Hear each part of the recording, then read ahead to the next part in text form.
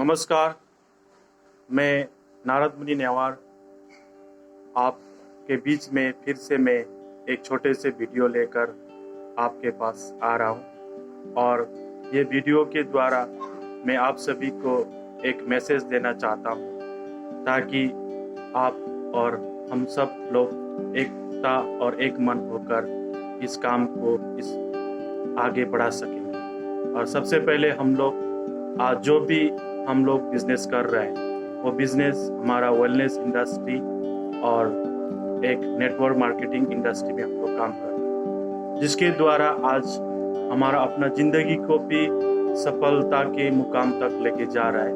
और मेरे जो टीम है उनको भी मैं आगे बढ़ाने के लिए मैं एक से बढ़कर एक कोई कोशिश एक जारी रख रहा हूँ, अपने आप को भी अपग्रेडिंग कर रहा हूँ और उन लोगों के साथ भी मेरा काम आगे बढ़ा रहा है। तो मैं सबसे पहले आज का जो टॉपिक है मैं अब माइंडसेट के बारे में मैं बोलना चाहता हूँ, क्योंकि सफलता के लिए सबसे पहले हमारा मानसिकता यानी कि हमारा माइंडसेट सबसे पहले बेहतर होना जरूरी है। वो कैसा मानसिकता होना जरूरी है, क्योंकि हमारा माइंडसेट सबसे पहले स्ट्रॉन्ग होना जरूरी है। अगर हमारा स्ट्रॉन्ग माइंडसेट नहीं है तो हम आगे नहीं बढ़ पाएंगे। इसलिए हमारा जो माइंडसेट इस माइंडसेट को सबसे पहले स्ट्रॉन्ग करना चाहिए। और इस माइंडसेट को स्ट्रॉन्ग करने के लिए हमारे पास कुछ ऐसा अच्छा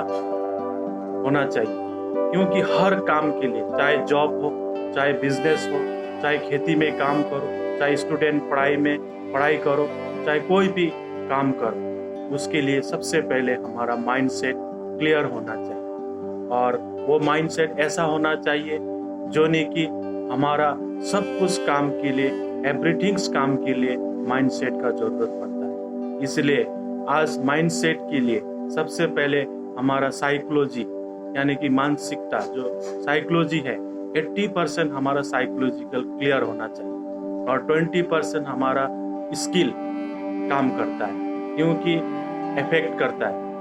80% साइकोलॉजिकल इफेक्ट करता है और 20% स्किल इफेक्ट करता है। हमारे जो साइकोलॉजिकल अगर हमारा ठीक नहीं है तो हम आगे नहीं बढ़ पाए। इसलिए हमारा ये माइंडसेट होना बहुत जरूरी है और सब कुछ माइंडसेट के द्वारा ही हम आगे बढ़ सकते हैं। तो माइंडसेट का जो पुस्तक में लिखा है कि माइंडसेट दो प्रकार का होता है, एक फिक्स माइंडसेट, एक ग्रोथ माइंडसेट। तो फिक्स माइंडसेट ऐसा होता है कि वो एक निर्दिष्ट लेवल तक ही अचीव कर सकता है, उसके बाद वो ग्रो नहीं कर सकता है, क्योंकि वो जानता है कि मैं इतना ही कर सकता हूँ, इससे मैं आगे नहीं बढ़ सकता हूँ, मैंने जो सोचा है वही मैं कर सकता हूँ, उससे वो आगे सोचने के लिए वो कोशिश ही नहीं करता है, क्योंकि वो ऑलरेडी फिक्स माइंडसेट उसका होता है। लेकिन जो ग्रोथ माइंडसेट होता है, दूसरा होता है ग्रोथ माइंडसेट। जो ग्रोथ माइंडसेट होता है वो बहुत आगे बढ़ता है, वो सीखता है, वो लर्निंग मेथड में जाता है, वो बहुत कुछ उसने ट्रेनिंग भी लेता है और अपने आप को विकास करता है, वो यानी कि ग्रोथ, वो आगे बढ़ने के लिए वो आगे बढ़ता है। इसलिए हमारा जो भी ग्रोथ माइंडसेट है वो राइट माइंडसेट है और उसी के द्वारा हमारा जीवन परिवर्तन होता है। फिक्स माइंडसेट से हमारा कोई भी जीवन परिवर्तन नहीं होता है, लेकिन ग्रोथ माइंडसेट के द्वारा हमारा जीवन परिवर्तन होता है। इसलिए हमें हर रोज पॉजिटिव थिंकिंग के द्वारा पॉजिटिव साइड को हमें चुनना चाहिए, पॉजिटिव मनोभाव हमारा होना चाहिए, पॉजिटिव विचार हमारा होना चाहिए। अगर हम पॉजिटिव मनोभाव, पॉजिटिव विचार और पॉजिटिव मानसिकता के द्वारा हम आगे बढ़ सकते हैं, तो हर समय हमारा कोई भी काम एक सफलता के मुकाम तक पहुंचाने के लिए, एक टॉपर तक पहुंचाने के लिए हमारा सब कुछ क्या होना चाहिए, हमारा जो मैक्सिमम हम लेवल तक अचीव करने के लिए हमारे पास क्या होना चाहिए, एक धैर्य होना चाहिए। कम से कम हमारा धैर्य ऐसा होना चाहिए 3 से 5 साल तक का धैर्य होना चाहिए।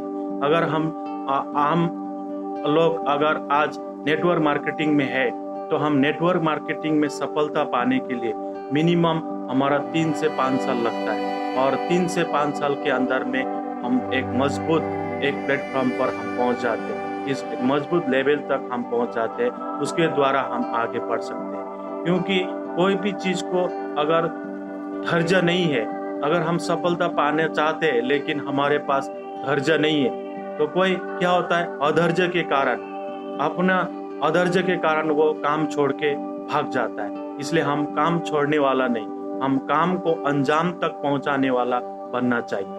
इसीलिए हमारा धैर्य, सबसे पहले धैर्य हमारा होना चाहिए। तो तीसरा बात हम देखते हैं कि हमारा लर्निंग एटीट्यूड होना चाहिए।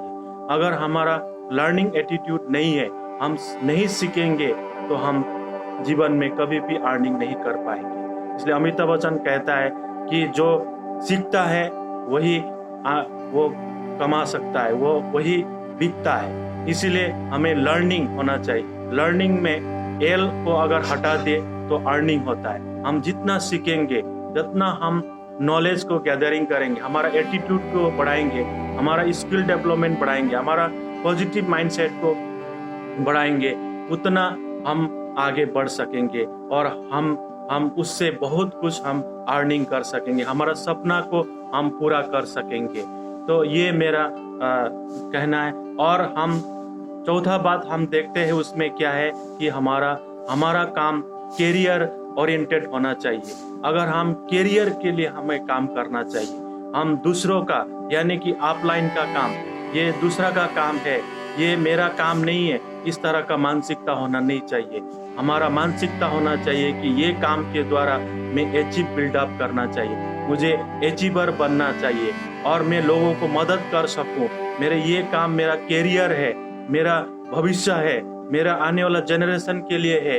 इस तरह का मानसिकता हमारा होना चाहिए। एक लॉन्ग टर्म्स हमारा होना चाहिए, लॉन्ग टर्म्स हमारा रूटीन तैयार होना चाहिए, एक शेड्यूल क्रिएट करना चाहिए, एक हमारा गोल सेटिंग्स होना चाहिए लॉन्ग टर्म्स का, तब जाके हम आगे बढ़ सकते हैं। तो ये हमारा मैंने आज ये कहा। और हम अंत में हम और एक बात कहते हैं कि हमारा काम क्या होना चाहिए, प्रॉब्लम सॉल्विंग होना चाहिए। हम प्रॉब्लम को पकड़ के नहीं बैठना चाहिए। हम क्या करना चाहिए, अगर हम मुट्ठी को पकड़ के बैठेंगे तो ये बहुत कठिन होगा, लेकिन इस मुट्ठी को अगर हम ऐसे कर छोड़ देंगे तो बहुत आसान है। इसीलिए हमारा प्रॉब्लम को पकड़ के बैठना नहीं है, हमारा माइंड, हमारा ब्रेन ऐसा करना चाहिए कि हम कैसे इसको सॉल्व कर सके। हम अपने आप को क्वेश्चन करना चाहिए कि हमारा ये प्रॉब्लम कैसे सॉल्व होगा। अभी कोरोना वायरस है, आज लोग आगे नहीं बढ़ रहा है, बिजनेस नहीं हो रहा है, स्कूल कॉलेज नहीं हो रहा है, आज बाजार मार्केटिंग ज्यादा नहीं हो रहा है, सब बिजनेस में नुकसान हो रहा है। तो ये प्रॉब्लम है, लेकिन अनएम्प्लॉयमेंट प्रॉब्लम है, लेकिन इस प्रॉब्लम को पकड़ के बैठने से नहीं होगा, इसको हम सोल्यूशन ढूंढना होगा और अपने आप को पूछना होगा कि किस तरह, हमारा विचार करना होगा कि किस तरह से ये प्रॉब्लम को सॉल्व किया जाए। हम एक दूसरे से काउंसलिंग करना चाहिए, एक दूसरे के साथ मिलकर हमें बातें करना चाहिए कि ये प्रॉब्लम को किस तरह से सॉल्व करना चाहिए। और अंत में ये हमारा जो बिजनेस है, इस बिजनेस को ओनर खुद होना चाहिए। ये मेरा बिजनेस है, I am a owner of the business, मैं ये बिजनेस का मालिक हूँ। अगर हम मालिक की तरह सोचेंगे तो हमारा ये बिजनेस आगे बढ़ेंगे।